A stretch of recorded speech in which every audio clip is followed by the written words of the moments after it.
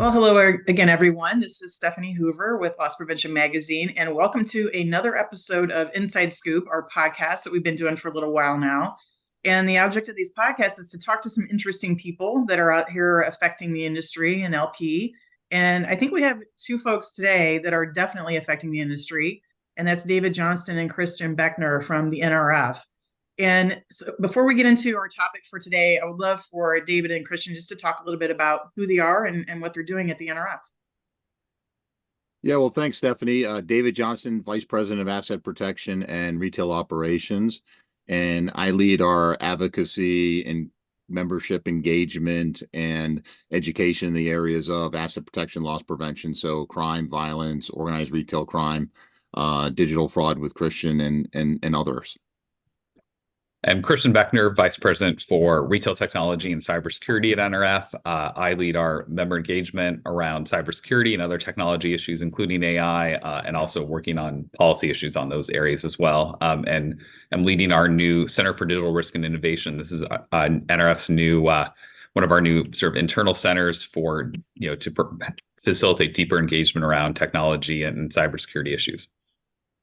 Great. Well, two super smart guys on the call here today or on the podcast today. So I have to step up my game a little bit, I think. The good news is I have some questions. So what I would love to talk about, first of all, it's awesome that we have both of you together. And I think that says a lot about where we're going as an industry, right? And it's that these things are all beginning to overlap. We talk about ORC and crime and cyber. Like there's a lot of overlap and a lot of vectors hitting each other.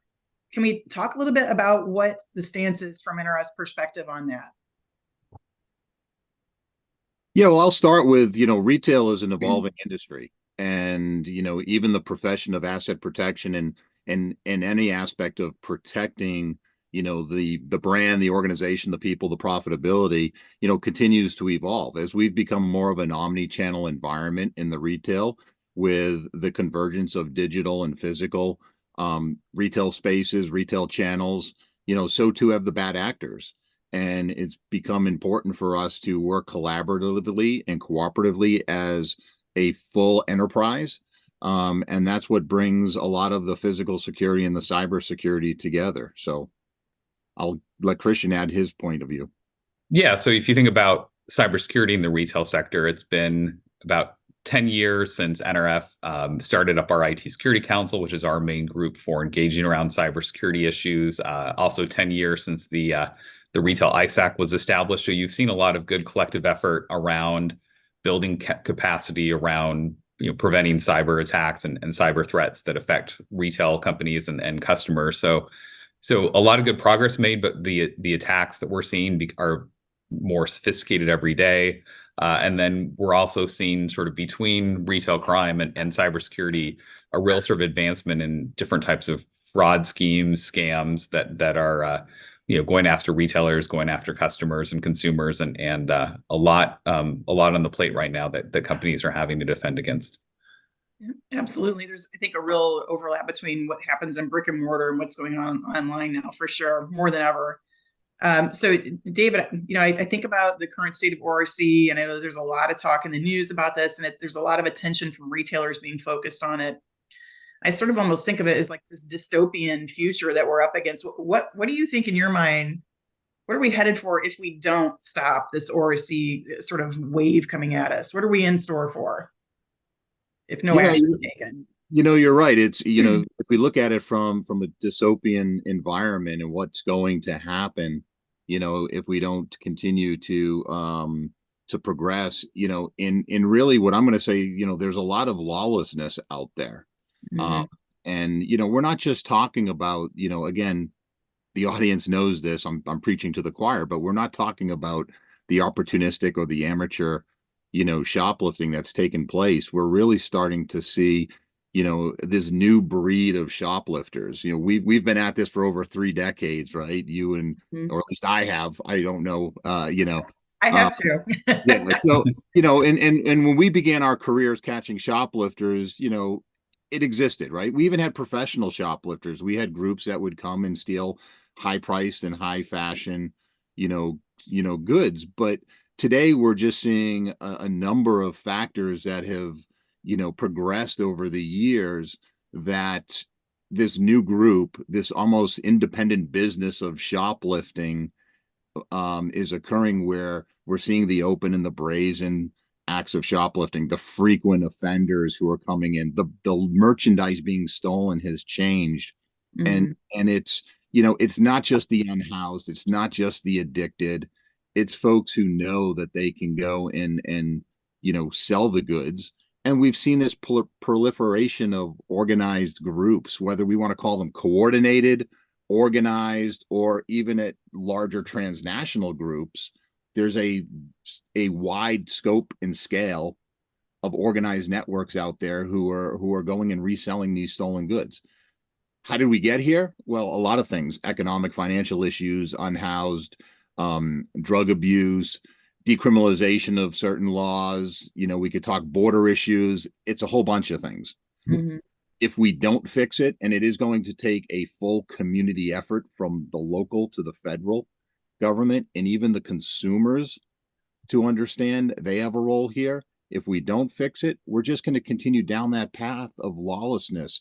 And we're seeing it now because it's not just the four walls of the retail store. Cargo theft is increasing. Christian and I talked about the convergence of cyber crimes involved in these organized crime networks, gift card tampering. There's some major cases happening out there. So we're starting to see this convergence of all criminal activity Mhm. starting to have a play and a focus and engagement in organized retail crime. It's going to get worse before it gets better. But if we don't move to correcting it as a full community, I'm concerned about where we're going to go as a society. Right. I know Christian can talk about the cyber side and how that comes into play with what we're seeing with ORC.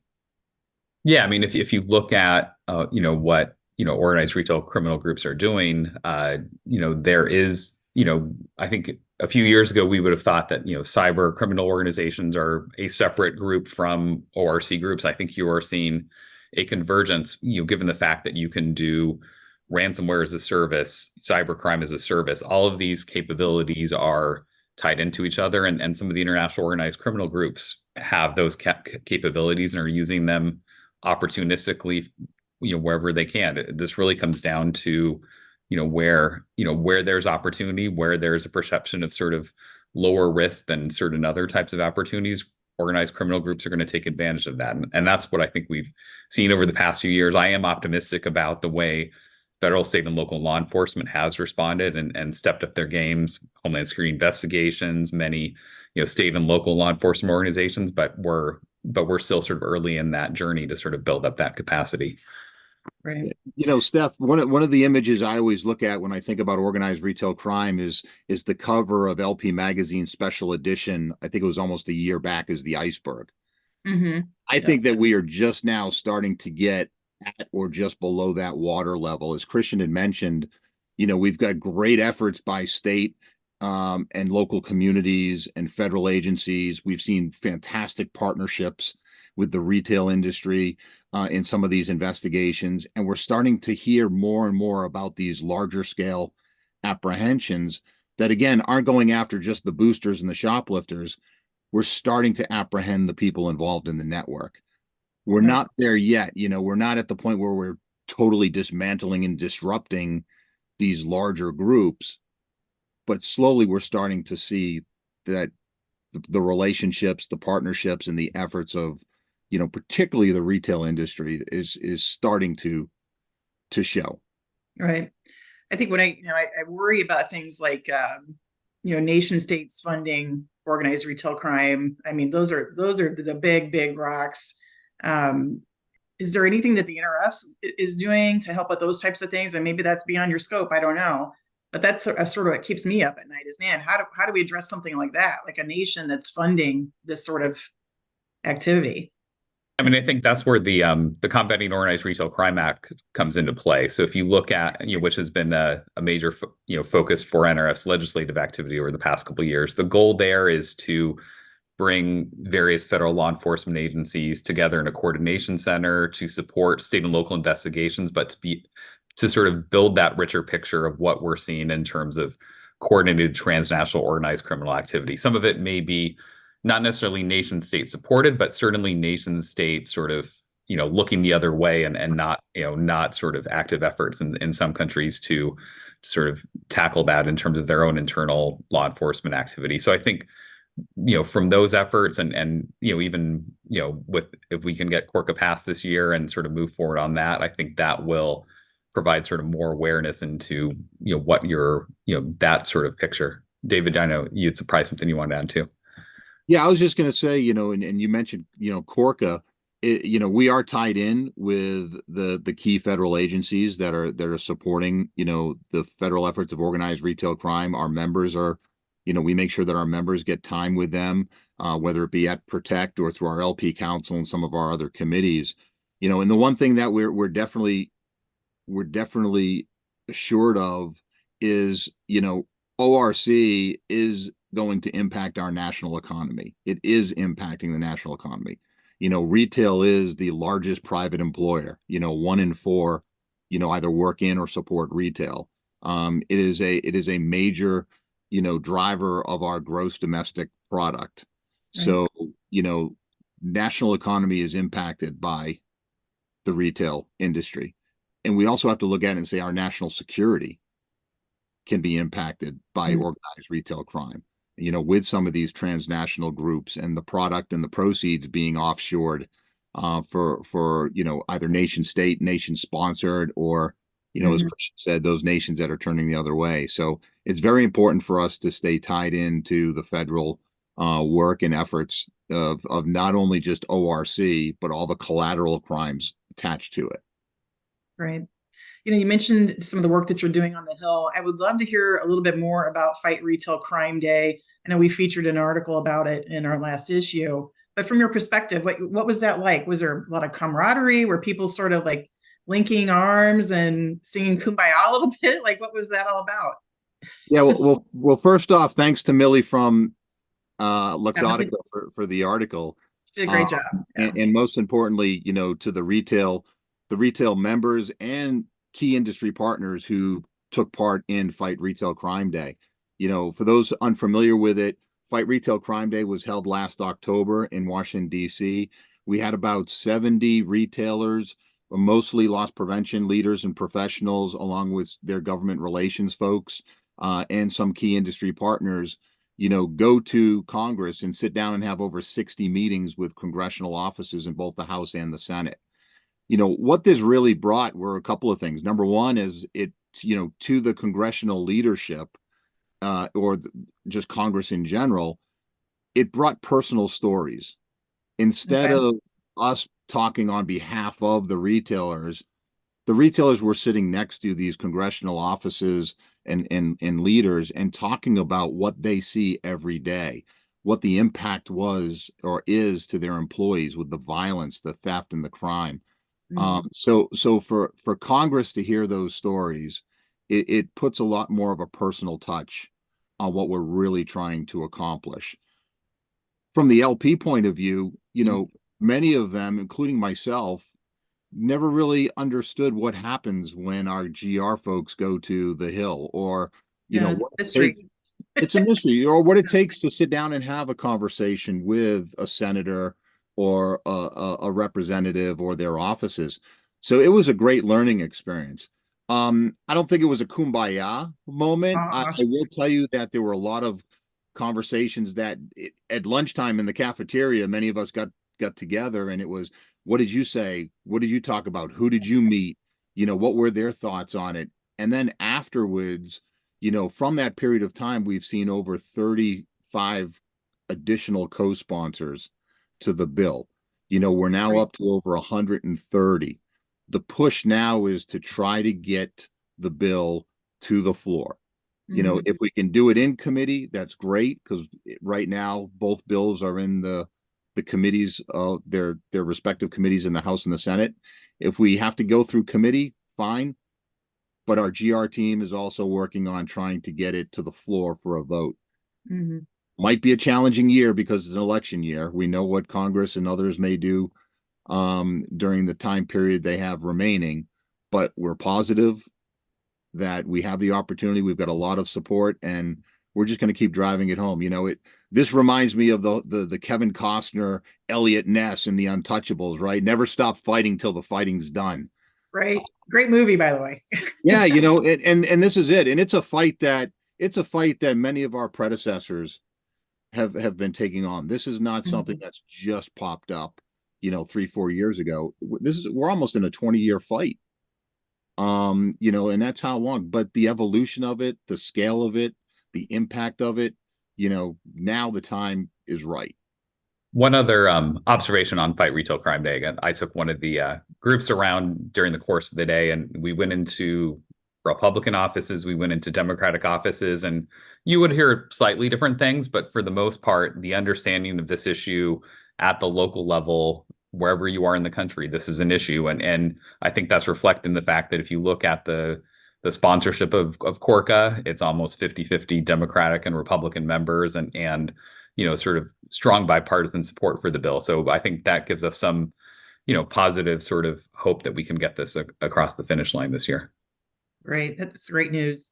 So, you know, Christian, while we have you talking about that, is there anything else happening on the Hill with AI or sort of these cyber regulations happening? Yeah, I mean, there is a lot going on the Hill and in regulatory activity right now on cybersecurity, on privacy, on technology issues generally, including AI. There is on cybersecurity, there is a new SEC rule that went into effect a few months ago for reporting for public companies on cyber risk.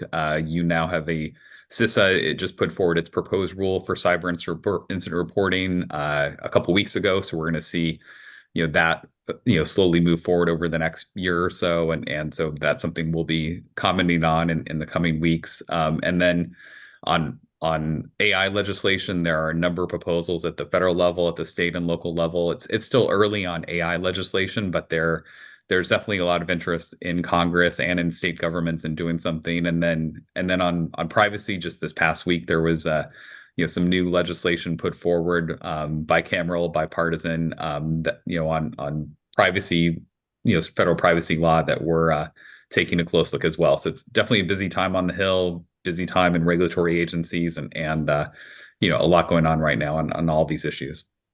Yeah, the speed at which the technology is changing is mind-blowing right now, and just trying to keep up with, you know, where the vulnerabilities might be is insane, right? You know, AI is a really big buzzword. We're hearing about it everywhere. I think, you know, when we were at the big show, I think just about every booth I stopped at had some sort of AI feature on the expo floor. Can you give me, Christian, maybe just like a couple of things that folks in retail loss prevention should be thinking about with AI? Like how is that going to affect their world?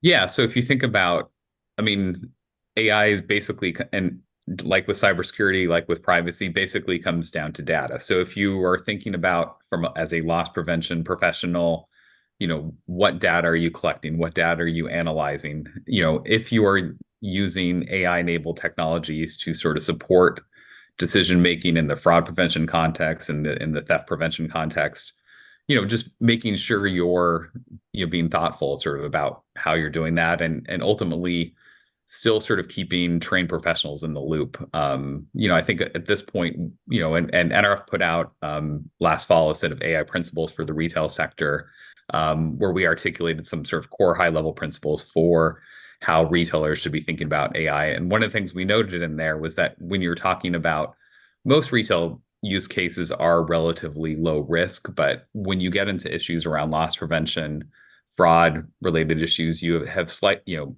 know, somewhat higher potential risk in terms of risks of misidentification, risks of taking actions that aren't supported by other information. So that's where, as I said sort of a minute ago, it really comes down to, there is a value and role for these technologies, but you need to use them in tandem with trained LP professionals and within sort of the broader context of you know, loss prevention.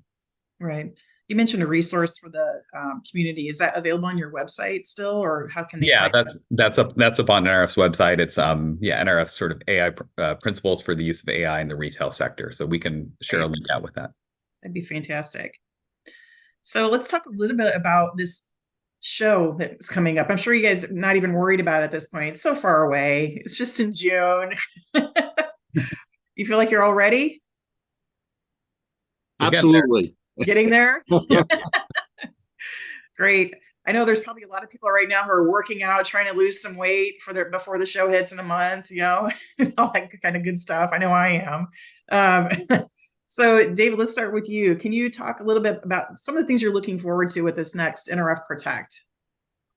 Yeah, well, we're always trying to change it up and bring new things, to the protects every year, and pretty excited about a lot of the content and the speakers and what we're going to see. So, first and foremost, we doubled the number of LP sessions that are happening this year compared to last year.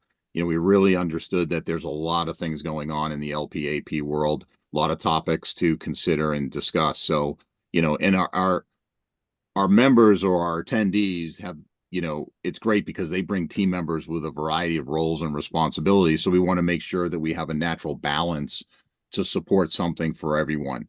We've also labeled or at least balanced the presentations from a strategic and a tactical. So there will be a lot of strategic panel conversations on some new things to think about and consider, but still have the tactical presentations and conversations from retailers about what they're doing. The foundational elements of internal theft, shrink, ORC, always going to be there. But one of the things we've done this year is we've brought our Law and Risk Summit to Protect, which previously used to be a separate time, and it held during a separate time. So now we've got that happening with Protect, and we're asking folks, bring your general counsel, bring your privacy attorneys, bring your enterprise risk managers, because we're going to focus on educational sessions that get into things such as global threats or enterprise security risk management principles, where you can help work better partnerships and collaboration with these groups. And even a session that focuses on, having conversations with some key technology providers in our industry and privacy attorneys to say, okay, how can we better as a group understand some of these new technologies, like, Christian had mentioned AI, biometrics, facial recognition, and how can we bring those, to the retail industry without having concerns or challenges, from our internal stakeholders and external stakeholders. I love that. Those anyway. So the fact that you guys are getting ahead of it and looping in legal and risk anyway. I mean, there's so much crossover between these different groups. They work very closely, and if they don't, they should be working very closely together. So I love that you guys are addressing that. Christian, how about for you? Anything specific you're looking forward to? Yeah, so for NRF Protect, I mean, we've been growing the cybersecurity footprint at the show going back to 2019. We had a couple-year gap due to the pandemic where we didn't meet in person, but every year we've been sort of increasing that, experience in terms of cybersecurity content, meetings of our IT Security Council, and now our fraud prevention working group. And one of the things that we did last year that I'm looking forward to again this year is having a live incident response exercise on the first day of the conference, where walking through a scenario of a simulated incident and having that cross retail practitioner conversation, individuals from different roles, from cyber roles, from fraud, loss prevention, other broader risk roles, to talk about how you respond in an incident like that, and how you how you work together, how you deal with things you need to sort of do from a regulatory or compliance standpoint. So that will again be sort of a highlight for me, and then just getting the different groups together and finding ways to weave them more closely together. We've deliberately tried to, there are some sessions that are more specialized for loss prevention or cybersecurity or fraud, but we've tried to think about what we know people want to, in LP roles, want to learn more about cybersecurity. Cybersecurity teams are paying more attention to organized retail crime and the role that they can play from a threat intelligence standpoint to support those activities. So I think we have opportunities to bring these groups together through the content and other experiences at the event. Well, great. I'm sure your council is a fantastic group of people, so I'm sure they had a lot of great input into that content too that's happening at Protect. I hope they did, because I like a lot of those people and respect them. So the conference is June 4th through 6th, right, in Long Beach? That is correct. Okay. So any tips for newbies? I always like to ask this question. If it's your first conference, what would your tip be? My tip would be realize that you can't see everything. That's a good one. But Yeah. try to take on some sessions that you have no idea what they're about. As Christian had mentioned, go and explore a cybersecurity session, go and explore a digital fraud, experience protect. And then the other tip I would have, and this is coming from someone who I think is an extreme extrovert, is don't be a wallflower. Be the one to extend the hand, get to meet some folks. Everyone in the LP industry, the cybersecurity industry, they're great people. They're willing to help, and they're willing to have conversations and meet new folks. Yeah, I Great. mean, I think that's the real value of an event like this, is that building those personal ties, doing that networking and making new friends and new sort of, business relationships. Absolutely. I think a great way to practice, especially if you're an introvert, is to go out on the expo floor and just go talk to some solution providers, because they want to talk to you anyway. So that's a great way to practice your skills, right? If you are a little shy. But I agree, like just getting out there and making sure you're talking to people, have some business cards or a QR code or something to pass your contact info along. But those great tips. I also want to say wear comfortable shoes. That's my tip. Okay. Anything else about the conference? I know I'm super excited about it. I'll just say, you mentioned the expo floor, over 220 industry partners, service providers, new innovative solutions, probably the largest fusion center that we see in most of our conferences, from law enforcement, ORCAs, prosecutors' offices, even working with mall and retail partners, they're there. So, don't forget to go and experience the expo floor. And to your point, again, Stefanie, go and learn about new providers that you're unfamiliar with, because you never know what you might be able to incorporate in there. And that's even if you're from a different retail segment, because again, Protect is all about a variety of retail segments. We have restaurants, we have grocers, we have big box specialty. Go explore, go experiment, go learn. That's what it's all about. And to that point, I think there's even value in cyber practitioners going to talk to the LP companies, because they're responsible for, if you think about a lot of this loss prevention technology being deployed in stores, that's part of then the broader IT footprint of stores and of the retailer. So what do LP providers need to be thinking about in terms of security issues, or not sort of inadvertently creating new sort of security vulnerabilities for retail companies? So I think there is value in making sure that conversation happens as well. Absolutely. Yep. Keep an open mind as you're walking around, for sure. Awesome. Well, it was great talking with both of you. And Christian, I think this is the first time you and I have met officially. Yeah, probably on a Zoom call in the past or something, but it's very nice to spend some time with you. And looking forward to seeing both of you at the NRF Protect in Long Beach, California. So thank you so much for your time today.